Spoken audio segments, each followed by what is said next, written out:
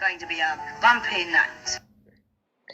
What's going on, guys? This is the Laugh Bunker podcast. My name is Josh. Paul, how's everything going? Episode number 5. Good. Yeah. Been a while. Yeah, it's been a little while. It's June 15th. It is a Monday early evening. Man. Can you say we've taken a little break just because it seemed appropriate for the things that are going on, not just Corona, but we have a lot of things going on in the world that we need to kind of just take a break and let that happen and let it let it play out the way it needs to play out, and then we could get back to some. Well, I think it's just an act of respect when people are sad and hurting. Yeah, it's not a time. It's a time to join together, and it was a bizarre couple of weeks to go from COVID and then me starting the new job back working at night. It was a very interesting. My second day of work was going to work when there was a protest behind the Capitol building. And I was a little hesitant in going in. There were people leaving with signs. There was a lot of unkind talking and different things like that. And I pulled in, and the one thing about being back to work that's been great is just to be really, even though we have the mask on, and I always wear the red bandana because I like, it's more cowboy and whatever. It just, and I can breathe through it. But just to be able to joke with people and just everyone coming in and just, it's been fun. It's been nice to actually be able to put a smile on someone's face and make their day a little better if I could. So I was in the lobby, and these two African-American gentlemen came in, and they had been protesting behind, and I greeted them. I said, "Hey, how are you doing?" And they said, "Whatever." And I said, "Where are you from?" And they said, "Minneapolis." So I went up to them, and I said, "Listen, I'm going to tell you what, we're not talking Minnesota Vikings stuff here." And they the conversation went left and right, and I'm not kidding you. We had the great laugh because they expected something, and it just showed camaraderie. And I mean, I bullshitted with those guys for 3 days, and they were so cool. And even talked with the one gentleman whose cousin had been shot by a Minneapolis policeman. Oh wow! And he had explained to me the whole thing. But anyway, it just went. And it was funny. Last Sunday, I felt very sad because of everything. I'm very empathetic, and I have friends everywhere. Do you know what I mean? On every angle, and I just hate when people are hurting. And I sat in my chair and watched movies, and I don't do this on Sunday. And I was also exhausted from working for 5 days. And I put on the Shawshank Redemption came on, and I just watched the movie, and that end with Red getting on the bus, and it's just so freaking powerful how when that film was made was in some of the roughest times of race relations up to today, and yet it was about friendship and loyalty and love, and and also the definition of good and evil. Yeah, a very powerful movie. Good and evil. So, anyway, we're going to talk about that film today, and I think it's very powerful, and it's funny. Then Monty Python came on. I haven't seen Monty Python since the 70s, and I don't watch sketch comedy hardly because it's become very cynical. It's not fun. Well, I was laughing out loud, and my wife came down and was making sure that I was okay, and she loves Monty Python, obviously, and because it's British theatrical, you know what I mean. So anyway, after that, I just was like, just cheered me up. I mean, something about the power of just escaping for a few minutes, and it's been good, and it's been very productive, and so I'm finally getting on a good ball. Now, what about you? You're not working for a while, huh? No, I'm not working for a while. I'm going to be working from home for quite some time. I would say probably till mid to late fall. but yeah, I think lately it's just I moved to a new place. I set up everything here, so we finally settled in. Everything's I like this den area that I'm in right now.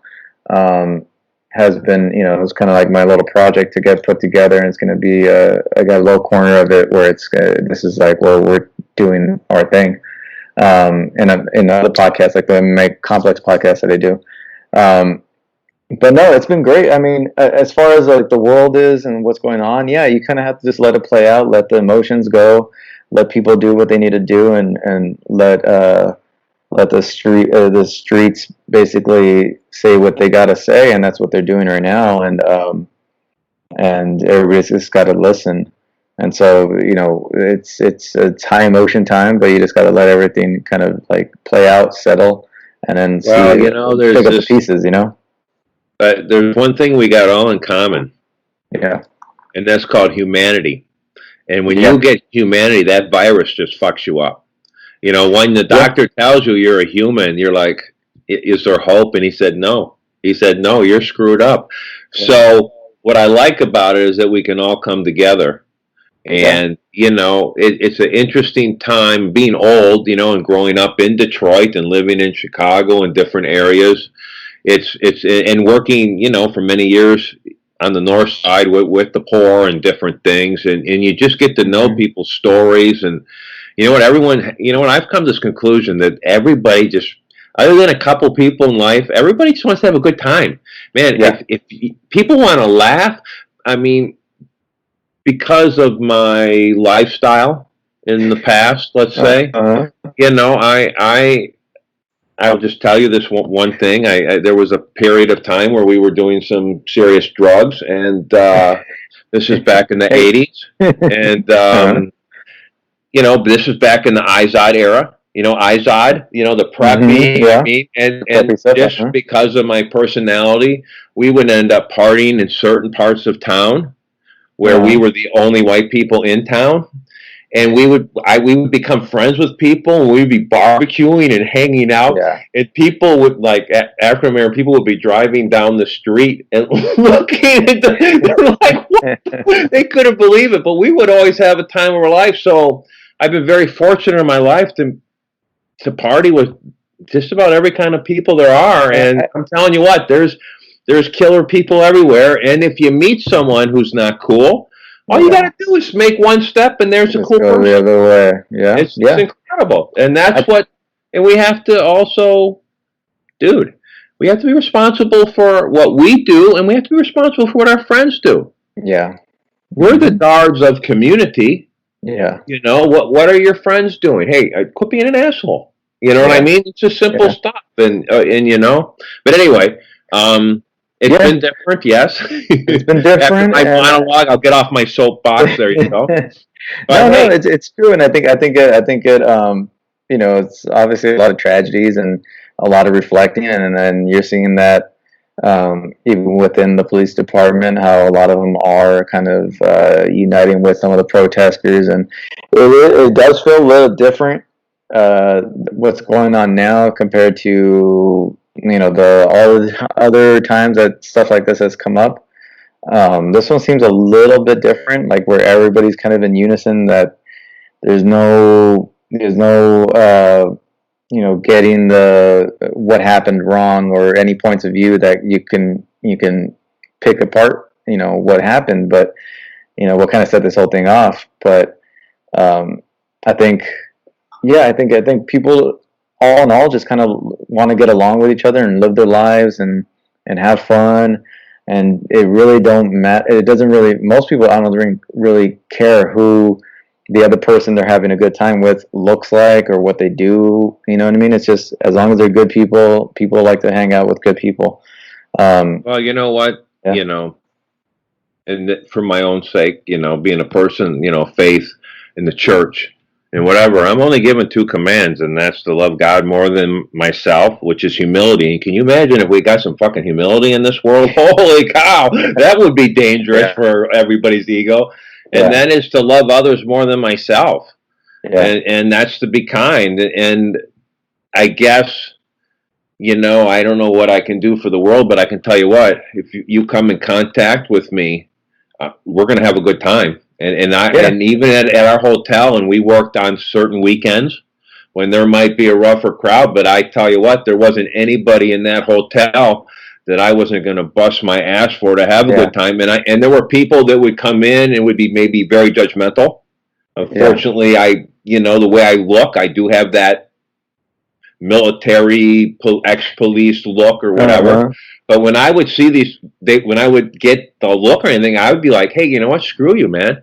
I'm going to break you. We're laughing. And I would work it for days sometimes, and I would. And it's, that little thing, man, people just, that whole, like if you ever were to have a hotel, I mean, that area from that bell desk, that is from valet to bell, that is your win or lose. Yeah. And to make people not be greeting and keeping it up, it's so important. And probably in the old days, when that hotel first opened, the hotel where I'm at now, imagine how many people were in all those slots of service when people came in. Yeah. Where will these people... where will these people? What kind of jobs will there be in the hotel? Will there be bellmen anymore? Will everything be automated? I mean, I think our whole world is changing. I think eventually things will move towards automation. I don't think there's any way of stopping that. I think distance yourself from it. Try to get away from it as fast as you can, and obviously the coronavirus is going to change how we handle things, and with cleanliness and what jobs are necessary and what aren't. Staffing is going to be an issue. It's gonna really affect a lot of jobs and a lot of people's lives for quite a while. And well, I just hope that everybody that what it is. If we're going to make changes, then let's make changes based on people and not politics. Yeah. Let's say what's going to make people's lives great. It's hard. It's hard right now because with social media and everything, and the way media is, everything's politicized. Everything's like it's unfortunate. Like everything gets twisted in some way. And it's always kind of been like that, but even more so now with the internet. Well, yeah, and now the control that can come from other countries from the internet or mega donors or whatever. I mean, really, the truth is, who's running this? The 1% runs the place, and that's what it is. And so for me to be a 58-year-old white guy, I should be running this shit, and I'm not. The mountain is on me. Yeah. So anyway, hey, whatever, having a good time. Yeah. What have you been watching this past week or two? Well, it's branching out. Okay, my wife is in. First of all, we'll go with this. My wife, she watches good stuff. Yeah, I mean, her judgment, her talent is she gets it all. So she's been watching this show Hannibal with Mads Mikkelsen. He's great, and he plays Hannibal Lecter. Yeah, and he also was in the Bond movie 2006, I think, Casino Royale with Greg. And he played a great bad guy. Yeah, because his presence is so big. He plays a great good guy. He's just a great actor. He was in one of the latest Star Wars movies. He was like a hero working on the other side. He had a great role. My Star Wars thing is, I'm a little weak on it. He was on Rogue One. Was he that desperate in his life? Is that what that was? He wasn't getting a good gig. I gotta pay the bill, man. That's a good movie. That's a good movie. Let's see what else. He was on Valhalla Rising. Did you ever watch that? No, the Viking. Yes, the Viking one. That one's a good one. Yeah. So, what was your introduction to the Hannibal Lecter? Was it Silence of the Lambs? Was it Manhunter? Or was it the third one? I mean, are you familiar with the series? Valhalla Rising, great movie. I would definitely recommend it. I think that one of Matt's great performances right there. Barely says a word. What was your introduction to the Hannibal Lecter or Silence of the Lamb? What movies have you seen in the series? I think they went prequel. I've seen most of them. I've seen. I would say I've seen majority of them, if not all of them. Did you see Manhunter? No, I never saw Manhunter. No. That's worth watching. It's on Netflix. Yeah. And it's with William Peterson. Yeah. Is he from the CSI? He's from the one of those cops. I think he's from a forensic show. I think it is that. But he's a Chicago actor. Right. Wow. Stage actor. And I'll check that one out. The guy who plays the bad guy, you'll recognize him too. But that's Hannibal Lecter, but then I didn't see that till after I saw Silence of the Lambs with obviously Anthony Hopkins and then they have Hannibal, then they have Red Dragon. Yes. With Ralph Fiennes, or no, not Ralph Fiennes, the other one. Ray Fiennes. What else? And Ray Liotta gets his brain eaten. Yeah, he gets his brain eaten. The redheaded, what's her name? And didn't she get an Oscar 2 years ago for a role? I think she did. Yeah, she did. I'm having brain because I spent all my reading up on Shawshank Redemption. No. Okay, yes, I have seen most of the Hannibal series. But yeah, Mads is in is in the series right now, the televised series, right? Yes, which I have. I'm not a TV. I'm just not a series guy as much. We always talk about that, but I will sit in, I like to have maybe a glass of wine or a beer, and I will sit in and talk with watch with my wife. My wife is continually having to do schoolwork. I mean, now she has to create all her classes for the fall for online, and she's doing some Macbeth work. Oh, that's good. So I always watches. She watches Hannibal, but she loves a lot of that Danish police investigative, that Scandinavian, the British investigative shows. You know what I'm talking about? Does she like period pieces too? Any of those shows, like Downton Abbey or Downton Abbey and all that? Who doesn't? I mean, truth is, I think I just did The Big Burn when they did it a couple of weekends ago because I love that. Because they're the best actors. Yeah. They're all great. There's a show I've been looking to check out. It's on Hulu. I don't know if you've been able to see any trailers for it. I think it's called The Great. It's with Al Fanning and Nicholas Hoult. It's kind of like a period piece. It's set in the 1600s or whatever, England. It's got a little bit of an edge to it. It's not like Downton Abbey. The way it's shot, high def, everything looks really good. So I would recommend The Great. It's on Hulu. Send me a link. I was watching a little bit of the Jack Ryan. My wife loves that one. Yeah, he's good. They've got good conflict. I'm only a couple episodes in, so I'm not making a determined. But the truth is, I've been spending time with this 30 for 30 stuff again. Same. Me and my wife have been showing. She never knew about 30 for 30s. I've been just catching up on a bunch of them. Well, this push right now that's been on has been just very nostalgic for me. Yeah. I mean, so we went from the Jordan, which we had discussed. I was there. Yeah. And then the Lance Armstrong, which before Lance Armstrong, the American cycling hero was Greg LeMond. Yeah. Greg LeMond's from California. He won the Tour de France for a couple years. Also, he overcame being shot with a shotgun by his brother-in-law hunting turkey up in Lincoln, California. He has pellets, number 2s now. Still in his body? They're in his lining of his heart. And he won the Tour de France. And there was a lot of he was fighting his teammate, like you saw with Lance Armstrong. Everybody supports one guy. Well, it was supposed to be Greg LeMond's turn, but Bernard Hinault, the French guy who was called the Badger, teammate, beat him. And then for 2 or 3 years, the rivalry was incredible. During that time, I was cycling a lot myself because after my dad had his heart attack thing, I had to do aerobics. And so Greg LeMond, and there was a friend of mine named Bob Middleton. And that was a big inspiration for you. Oh, he's incredible. I mean, he changed the focus of my life for a few years. He's passed away too. He passed away 2 years ago of brain cancer. But he was a Christian guy, the nicest guy. Unless he was on a bike, then he would run your ass off the road to win. I mean, he would knock people over. He was just so we would get up in the mornings during those years, and we would race 20 miles.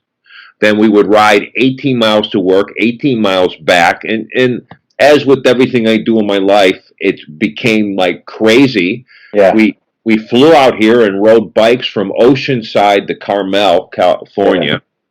Yeah. And so, but I've always had have you ever been on a bike, cycling or anything? Not to that extent, no. I mean, just like you know how your legs can burn if you're pushing it, your legs burn. Okay. Yeah, we were talking about Yosemite. Yeah, the long drive. I rode bikes over there for a little bit when I was younger. Yeah, uphill when I was younger, and yeah, it's a workout. It's definitely. Oh, it's. I think the Tour de France is probably the toughest event there is. I mean, I know people do 24 hours. I've done 24-hour races myself, this and that. But that's one day. That's 3 weeks. And it's just suffering. I mean, they're just on the level, and that's why the drug use is so bad. Moving on to the Lance Armstrong 30 by 30. Did you enjoy it? I haven't caught that one yet, but did you enjoy that one? There is no doubt that all these people are cut out of the same cloth. Michael Jordan, Tom Brady, Lance Armstrong, Muhammad Ali. It doesn't matter who you are, man. They're above everything.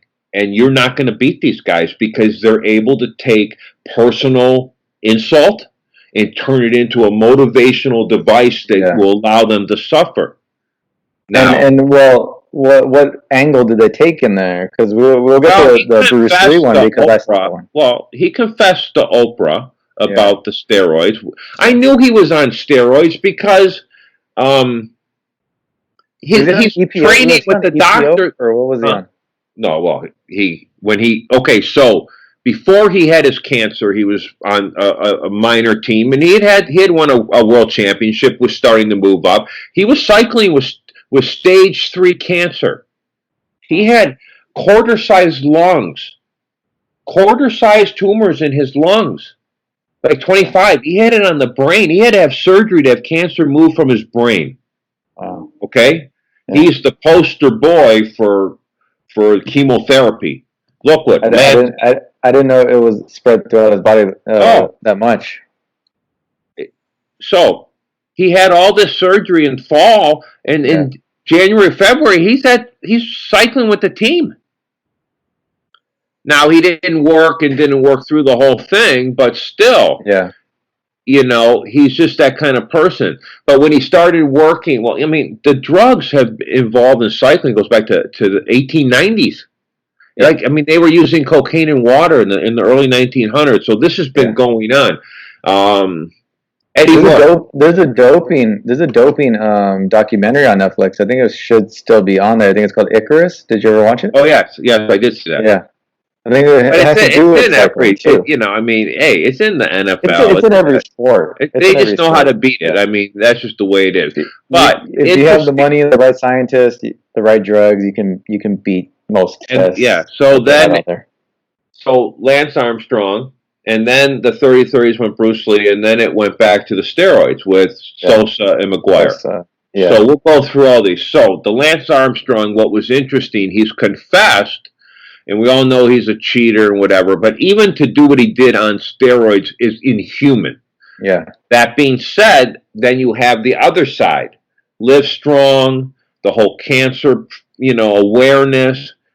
Our friend Rudy, who went through the same thing, 19, remission, 24, surgery, chemo, radiation. I asked him about the turnaround because I remember he's the only one I respect hiking kind of because he's a badass and I couldn't shake him. But he said the turnaround for him was 2 or 3 years. Now he wasn't on that aerobic level and everything. And another thing, Lance Armstrong comes from the triathlete, Ironman, the massive back from swimming. The cancer took all his muscle away, and that obviously still had the eternal engine with a smaller frame, obviously able to go. Anyway, the question comes down, what do we think of this guy? He cheated, lied. He wrecked people's careers. Yeah, I think the thing that sets him apart a little bit, and I don't really fault him for the drug use because I think I think they even talked about like from Lance Armstrong, you have to go down 20 people down the top 20 list, Exactly. and almost all 20 are on some form of performance enhancer. So I don't fault him for the drugs. I think a lot of people do criticize him though for going after people, and like his kind he of was his protecting a fortune. Yeah. At one time, listen, I don't know if you see, you're young, but that yellow band that was sold, that was everywhere in the freaking world. I remember, 500 million of them or something. It was unbelievable. Yeah, So I remember. He did it. He's done a lot of good for sure, and I don't fault him for that. He's a human being. He's a competitor, So, but can he be redeemed that because of Live Strong and the cancer program? Rudy said that the amount of lives saved now, I mean, cancer treatment is on a winning level because of this foundation. So the question is it okay? Then we're talking about even artistically the cancellation culture.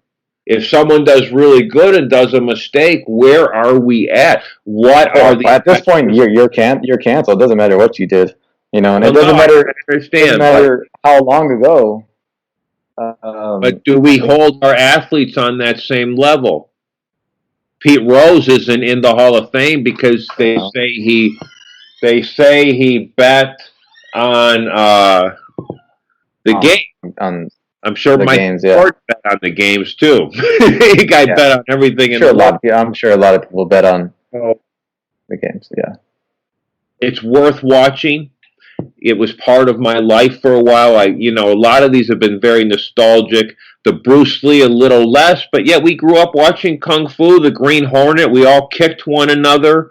I mean, we all took martial arts because of him.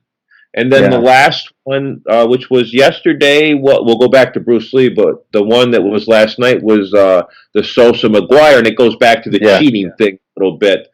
And it was interesting. I haven't seen that one yet either, so I saw those two catch up. I watched the eating competition one with what's his name? The Japanese guy? I forgot his name. What the Magic Shaquille? I watched that one. The relationship right there. I watched. What else did I see?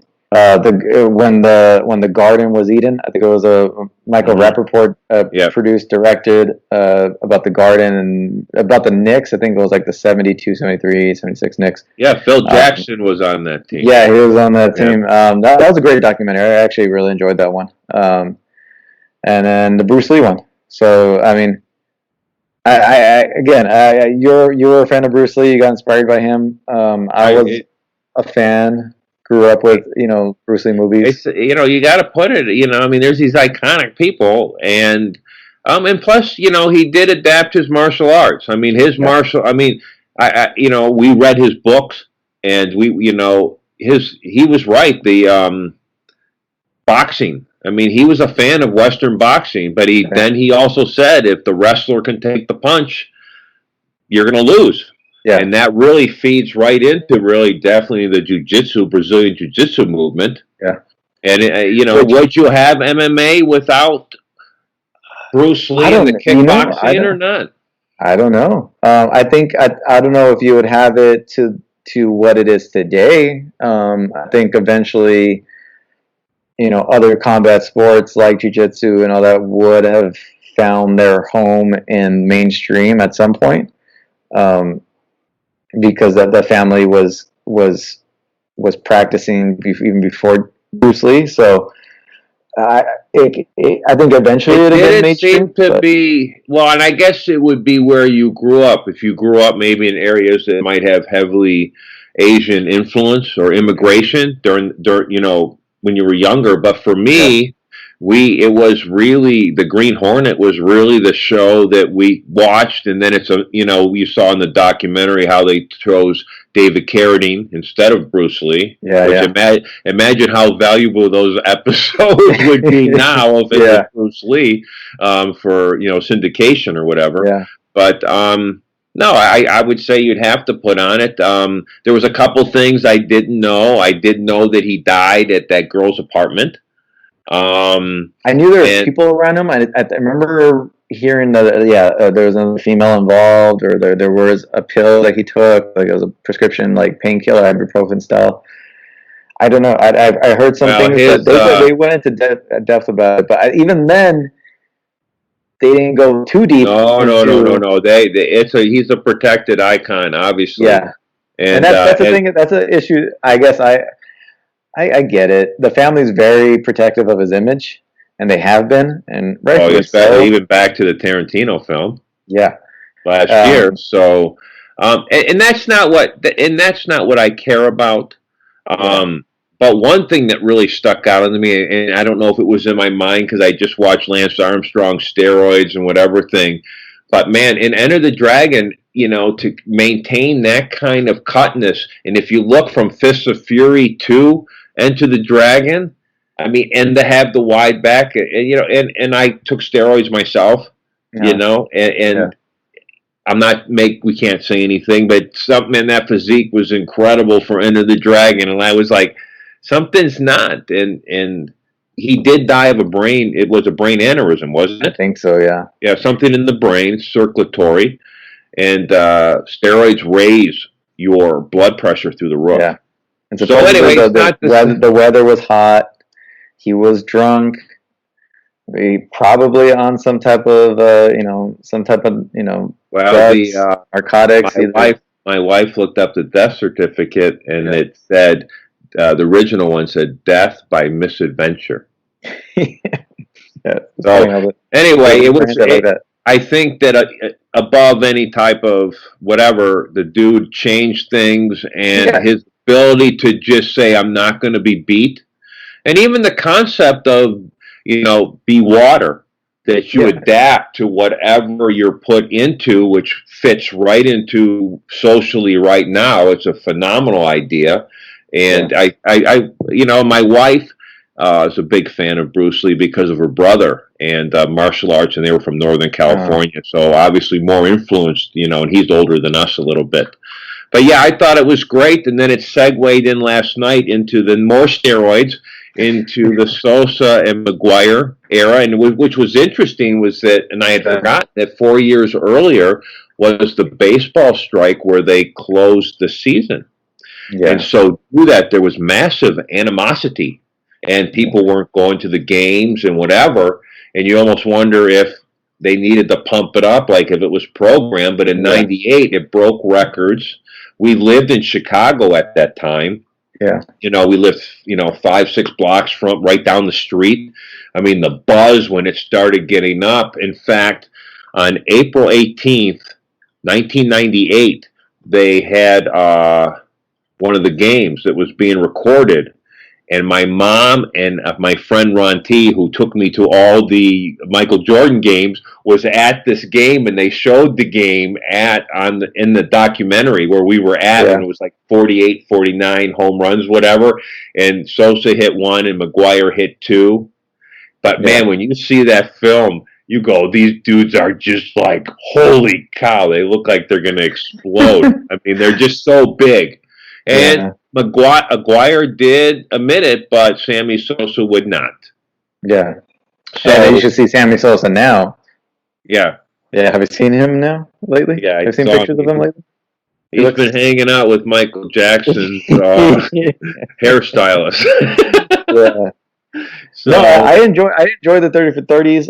I think they're well done. I love how they bring in different actors, or like even people that are not necessarily directors, telling stories and just different storytellers. I like how they bring that. You almost get a more common man opinion instead of a professional doing it that maybe is too knowledgeable.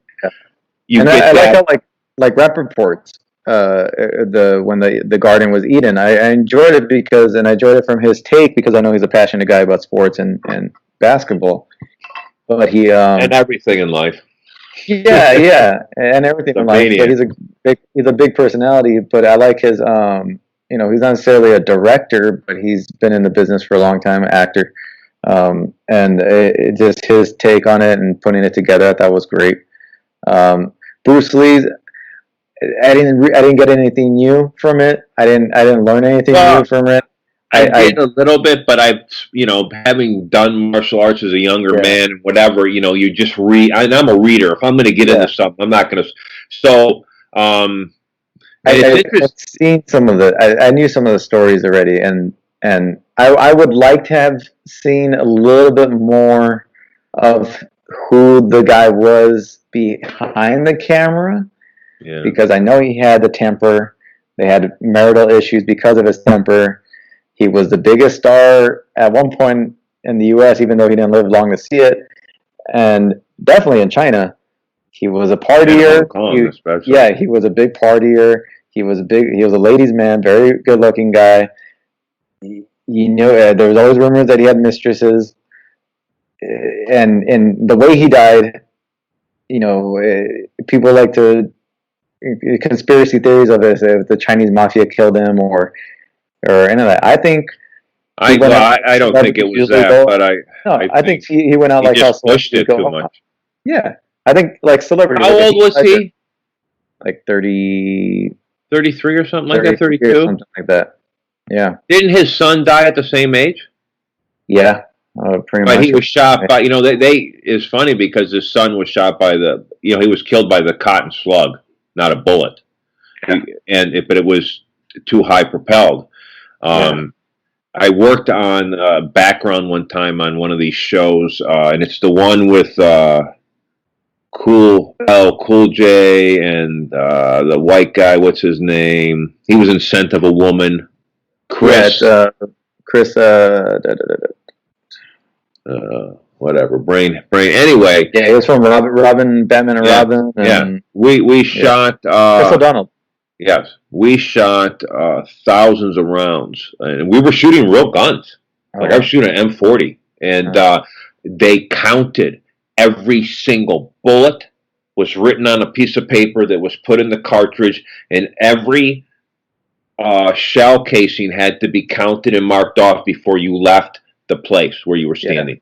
And then I asked the guy, I said, "Wow, that's kind of crazy." And the guy said, he goes, well, two things. He said, well, it's crazy because this stuff shoots, 50 feet. We got to find it. And he goes, number two, he said it all goes back to everything changed after Brandon Lee on set with dealing with any sort of guns or anything type of. To your, and it was unfortunate. Even in the documentary, going back to it real quick, I never seen the funeral footage. No, me either. Yeah, that was interesting. I thought that was pretty eerie and kind of cool because you got to see the whole family, and just to see Brandon Lee and Shannon Lee as kids. That's got to be Steve McQueen. Steve McQueen. Hey, this is not your era, but Steve McQueen was like the man of the world in Hollywood for years, from Papillon. I mean, he's iconic. Yeah, but just seeing that footage, I thought was pretty. I have never seen that footage before, but I thought that was pretty. It's like when I saw the John Belushi footage of the funeral. This is obviously removed years back, but there's a finality to it. Yeah, if that makes sense. It's like it's but it's very fascinating and an iconic figure, and the 30 for 30s have all been just pretty killer. I've enjoyed them. Yeah. Obviously, for me, more nostalgic. They're part of my, the best my younger life. As hopefully you'll have some of these going on. But then, really, the movie that has really stuck out, and we talked about it for the last 2 weeks, has been Shawshank Redemption. Yeah. And I'm going to make a statement here. I work with two people who have not seen Shawshank Redemption. Now, I don't know how you can't. I don't know how you can't, because that's on TV like all day, every day. Are they in a bunker or prison? Because I just don't see any way that it could be. But anyway, Shawshank Redemption came out in '94. let's show a quick little piece of the trailer real quick, and then we'll come right back. Okay. What was that?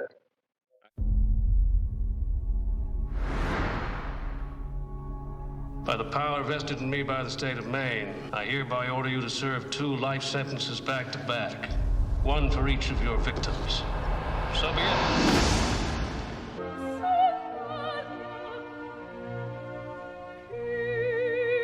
Andy came to Shawshank Prison in 1947. Why'd you do it? I didn't, since you ask. You gonna fit right in. I must admit, I didn't think much of Andy first time I laid eyes on him. He had a quiet way about him. A walk and a talk that just wasn't normal around here. All right, and that was a quick little snippet of Shawshank Redemption. Obviously, if you haven't seen it, I don't know, like Paul, you were saying, you've probably been living under a rock, but one of the greatest movies of all time. It's one of the best. Great cast, great everything, great story. It's a fascinating story in itself. It came out in '94. It bombed, and the story itself it was written and directed by Frank Darabont. It's from Stephen King. Stephen King's probably has 80, 90 movies associated to him. Probably the only other person more influential in movies is William Shakespeare. Yeah, I mean that's about it right there. But it really, we saw it at the theater, my wife and I. It was after my daughter was born. And Frank Darabont's background is all horror. Mm-hmm. You know, I mean, he did, Nightmare on Elm Street script. You know, The Walking Dead is his show. He did The Green Mile. He's done 3 Stephen King films. He bought the right for this film for $1 from Stephen King. But he wouldn't write it for a couple years because he didn't think he was ready. So he wrote the script in 8 weeks. First draft. Yeah. Gave the script to this lady who worked for Rob Reiner at Castle Rock. She said, this is the best thing. Rob Reiner was going to pay him $3 million cash on top of the price of the script to direct it himself, with Tom Cruise as the lead. But he denied it. It bombed at the theater. It brought in $16 million after the whole run. Yeah. It was bought by Ted Turner, who put it on TNT. And in 2008, it beat Godfather as the 3rd most watched film. Yeah. The first most, and this is by the Library of Congress. So It's a Wonderful Life by James Stewart.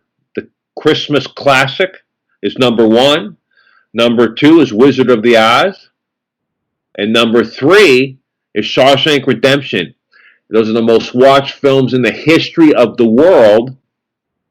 And they all bombed at the theater. Yeah, I find that it got bad reviews. The people that went through it, and it's shot by Roger Deakins, who won the Oscar for 1917 and for Blade Runner 2049. Yeah. So, and Tim Robbins, Morgan Freeman, and even Bob Gunton, the warden. When he came to the Hollywood show, I had a chance to talk with him, and he said, "What's the big deal about me?" And I was like, "Dude, you're like watched more than Marlon Brando. I mean, you're like 3rd on the list in the history of people watching movies." Yeah, probably one of the most iconic movie villains. And it's a movie that's cross-cultural. Yeah. I mean, there isn't someone, other than the 2 people who I don't know where they're from, didn't see it, but everybody else a little older has seen it, and everybody relates to it. Yeah. And that's final scene. It's interesting. They almost didn't put the final scene in where they meet on the beach. They were going to end it with the boss, and that would have, they had to have that union again. To have that, yeah. And it, even the Clancy Brown, who plays the evil guard. Yeah. I mean, he's just like, that was just iconic. Remember, you eat whenever we eat. And then the beatings and just and Morgan Freeman, his narration. And might not always lean to narration in a film, because I'm a visual person and I like to be shown the story. Yeah. But I mean, can you find? There's no fault. I think you could honestly say it's a faultless film. Yeah. What would you say? I would say it's a flawless film. It's one of those films that when you see it and it's on, you kind of have to just watch until it's over, and you don't even have to like be watching it the entire time because you know what's going to happen. A lot of us have seen it multiple times, and like I said, it's on TNT. It's almost like every time I turn on like a cable, I don't have cable anymore, but when I did go to my parents' house, it's Shawshank's on, and then you just watch it. It's just a great movie. I don't think there's really much you can say that's wrong with it. Every performance is great. The dialogue is amazing. The story of him, with his wife, and she gets killed when she's cheating on him, and then he goes to prison, and that whole struggle of like, I think everybody puts themselves in his shoes of like, how would I handle prison? I'd probably handle it like him. Hopefully not with the lady boys there. It's just the guy. I don't remember what that guy's name is. He ended up in the wheelchair for the rest of his life. Yeah. But no, it's a wonderful film. It's something that, and I always ask people, and you've heard me ask this question to people, hey, what's your favorite film? And they go, oh, I can't know. Well, obviously it's an emotional-based question depending on where you're at. But I always say it's something you stop at. What do you stop at? Yeah. When you're flicking the channel. Well, Shawshank's you know what? One of those movies. Shawshank, and for me, would be Forrest Gump. And here's an interesting story. Travolta, who was in Pulp Fiction in '94, turned down Forrest Gump. That would have been different. So, that would have been weird. And Tom Hanks turned down Shawshank. But then went and worked with Darabont later on Green Mile. Yeah. So anyway, think about, but all those movies were in '94 for Oscars. Yeah. Those are all iconic. Now think about and we're always talking about the power of Oscars, but in the old days, man. It works out. Yeah. It's crazy how it works out with people who go for roles who don't get them or turn them down. Back to the Future, I think Michael J. Fox had the same situation. They weren't going to go with Michael J. Fox. They were going to go with Eric Stoltz, I think. Was it Eric Stoltz was actually going to go for the role? Yeah, because Eric Stoltz had that big breakthrough movie with Cher where he played the person with the deformity, like, you know what I'm talking about? Mask. Yeah. Before that. So Tom Hanks in Shawshank, I could see him. He still looks older. Yeah. Well, no, other people who were involved in the first thoughts of this movie were Robert Duvall, Gene Hackman, Clint Eastwood for playing different characters. Uh-huh. And it was just, anyway, the story it's a fascinating story. There's a great story in Vanity Fair. If anyone wants to Google it, I'm going to put the link up on our site tomorrow or the next day so people can look. Because, Anthony Hopkins said something one time. He says, you can take the best script, you can take the best actors, the best director, cinematographer, and you're still putting dice in your hands and rolling to see if any magic lines up. And when films are magic, it's pretty much straight across the board that everybody says it. There's no questions. No one's saying, "Oh, I didn't like The Godfather." So I hated Shawshank. You know what I mean? Yeah. And there's parts of it that are rough for certain people, obviously due to the assaults and different things. But the freedom and the friendship, in that one scene where they're all joking about all the crazy stuff that Tim Robbins did. Remember getting the beer on the roof, the album, and then he says this line. He says, Morgan Freeman says, but basically I just miss my friend. Yeah. And I really, and he said, this is the second time I've broken the law. And he goes, I doubt they'll look for an old crook. But hope, and that letter he reads about hope is a good thing. And I think for our time right now, that's what we have, because we're people, and that movie resonates huger than the screen right now for us. I think so too. I know for me, it saved my day. I was just totally bumming because I'd been watching the news and I felt sad, and I thought, and that's what I wrote on the little Twitter thing. I said, I want to be on that bus.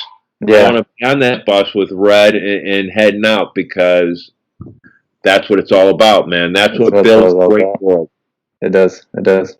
All right, man. You want to end it there? Let's end it there. That's a good. All right. Hey, we ended it up on top on where it should be and what films should do for us. We apologize to our fans, all one of them, that we took a few weeks, but we did it out of respect to every single person alive. And we're here to talk movies, and if you want to come in and escape with us, let's do it. But Josh, great to see you again, man. Glad everything's cool. Yeah. Have a good day, brother. I'll see you soon. Take care, man. All right.